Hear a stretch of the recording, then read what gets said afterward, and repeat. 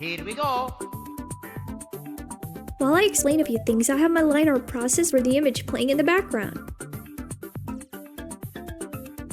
If you haven't drawn hair before, go and find a photo reference and do a few studies before starting on an illustration.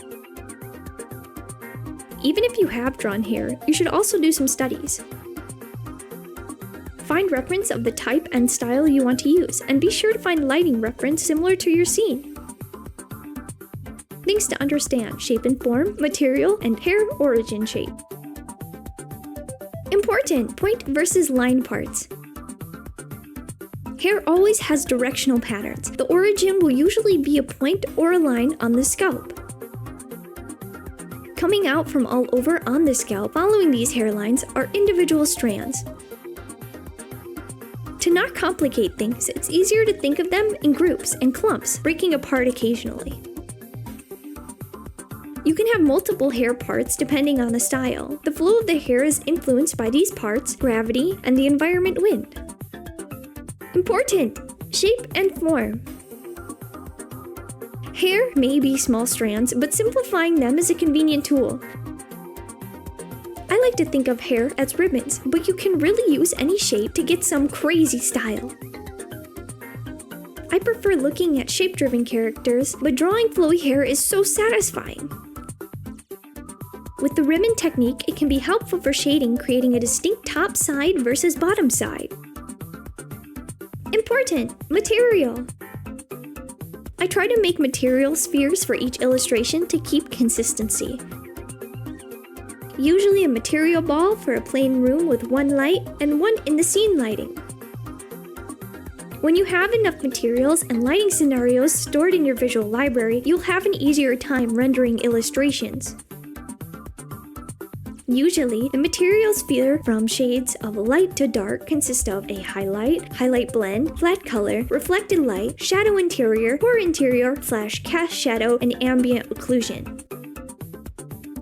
Please refer to the image to explain how the shades are laid out.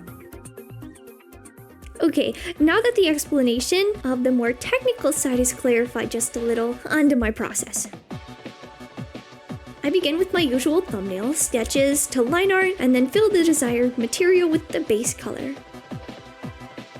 From here, I create a fill layer, clip it, and then set it to multiply. This layer is to set the shadows in.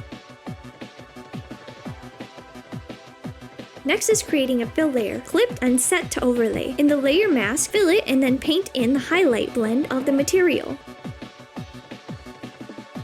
To paint in the highlight, add a fill layer, clipped and set to add glow. Fill the layer mask and paint the highlight of the material.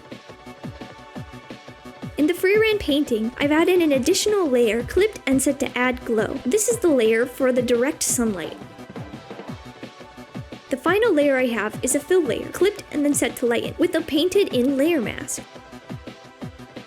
This layer is to paint in the reflected light. Since Freerun is flying in the sky, I chose to reflect the blue of the sky in her hair. Here I paint a 50% opacity layer clipped above the line art to paint in some of the material color. To finalize it all, I will usually go over everything with a render layer, solidifying compositional lighting and fixing any brush marks. The reason I work with the layers on layer masks is to keep everything fairly fluid. Since I do really colorful lighting, it helps to be able to change the color of any light or shade as I want and paint in or out anything I need without having to worry about selecting the right color with the blending mode. Well, that's essentially the process for painting hair. Thanks for watching. If you have anything else you'd like me to explain how I paint, please comment below. If you enjoyed this video and found it helpful, please like and subscribe for more.